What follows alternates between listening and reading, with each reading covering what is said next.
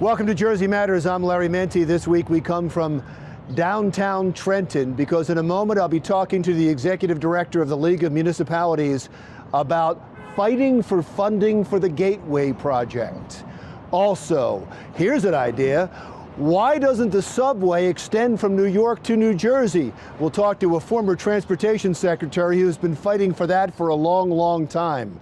We'll also memorialize a New Jersey artist who recently passed away at the age of 102. And it's time once again for the New Jersey Tulip Festival. We'll take you there. And now our interview with Michael Darcy, who is Executive Director of the New Jersey State League of Municipalities. The organization is part of a greater coalition fighting for infrastructure along the Northeast Corridor, including the all-important Gateway project, building another tunnel between New Jersey and New York. Here's our interview. The House Republicans are talking about using a little known mechanism called rescission, where they can actually rescind part of the federal budget that they just approved. And they specifically want to go after the $540 million that has been given to Amtrak to help start the Gateway project, building a tunnel from New Jersey to New York.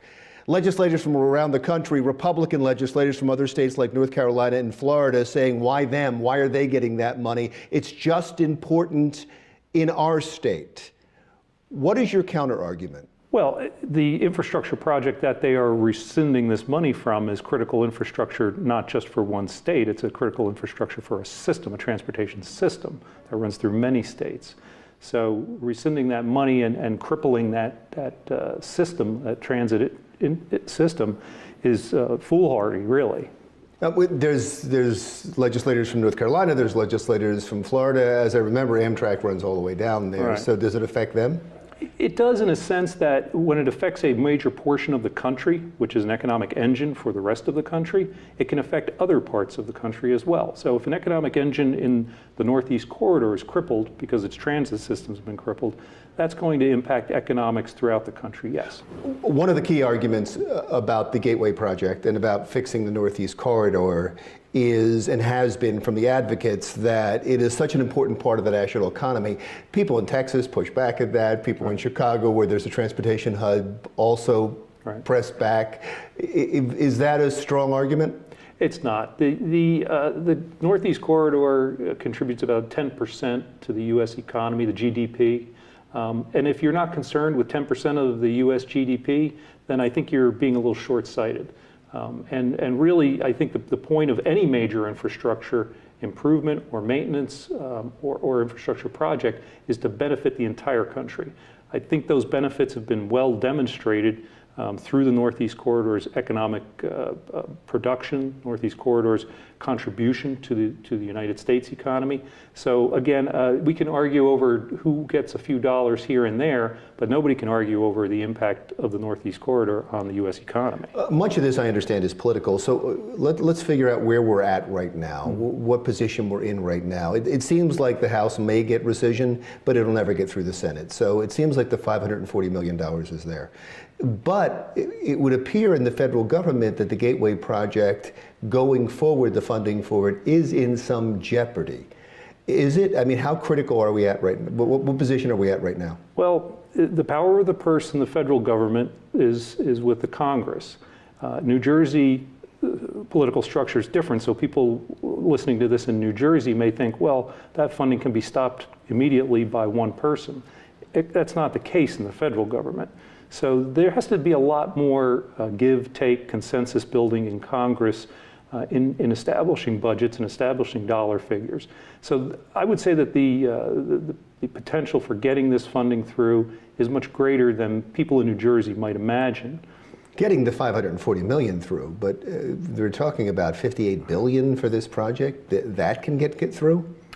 One would hope that once you see the economic impact of not doing this, the $58 billion will seem like a reasonable investment in getting it done, yeah. I've talked to many of the congressmen who had a meeting in the Oval Office with Donald Trump, and they said he was all in. He said, no, we got to get this done, and he was enthusiastic about the Gateway project. And they said turned around quickly, Yeah. and then seems like he's against the Gateway Project. Yeah. What happened? Your guess is as good as mine. I would not even begin to try to explain the president's thinking on various issues. But again, I'd like to put politics aside and look at the economics of the situation. And I think when that happens, the broader group of people that are involved in Congress and the economy, and you're talking major industries that are involved and impacted by this, when they start to look at the economic damage done by a break in that Northeast corridor, they're going to go to their elected representatives and tell them about the economic damage that that break would cause. It'll become quite clear what the economic issues are here.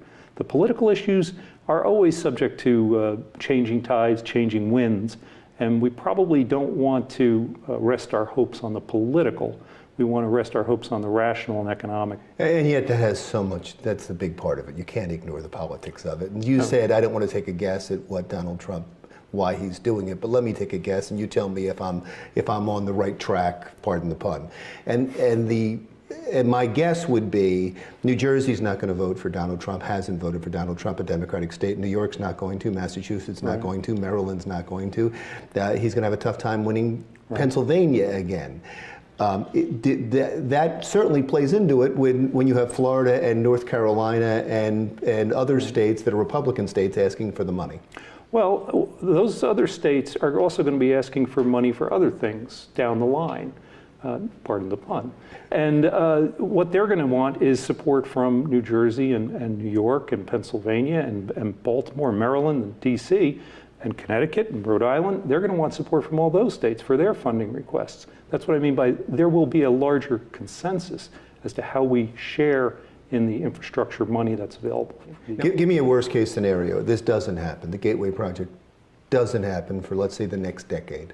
Well, you don't have to go far to see what the worst case scenario is. The Portal Bridge is a great example here in New Jersey. It's a swing type bridge. It's 107 years old. It gets stuck multiple times a month. When that happens, Northeast Corridor traffic stops. Every hour that's stuck, I believe it's a $15 million cost. So if that's not a worst case scenario, you want to get worse than that, then you're getting into shutting down tunnels when 75% of traffic on the Northeast Corridor now comes to a halt, and you cannot reopen a tunnel in a matter of a couple of hours. It's not just a stuck mechanism. Perhaps there's a tunnel that's either flooded or dangerous and can't be used. Now it's shut down for perhaps months, if not a year at a clip. And now you're doing emergency appropriations, emergency repairs, which cost far, far more than planned strategic infrastructure. So your argument is you can either pay now or pay later, and you have to pay more if you wait. Well, you're already paying now, by the way, when that Portal Bridge gets stuck. So that's happening already. Other infrastructure, if a bridge collapses and you shut down, something, again, you're now doing those repairs and replacements under emergency situations. It's going to happen. It's well documented by engineering studies that these things are shutting down. So, I know I'm asking you some questions that take a crystal ball, but you see the Gateway Project happening? I do, because it's quite clear that a rational analysis of it points to any loss of that connectivity in that section of the Northeast Corridor. It's clear through a rational economic analysis that it is devastating. It's clear to governments. It's clear to the industries that use it. It's clear to the people who live in the region, and it's clear to any economist who wants to look at the damage that it causes. Sir, Michael Darcy, thank you so much. The Executive Director of the New Jersey League of Municipalities. Jersey Matters continues right after this. Still to come, let's continue talking about transportation. How about running a subway line from New York to New Jersey?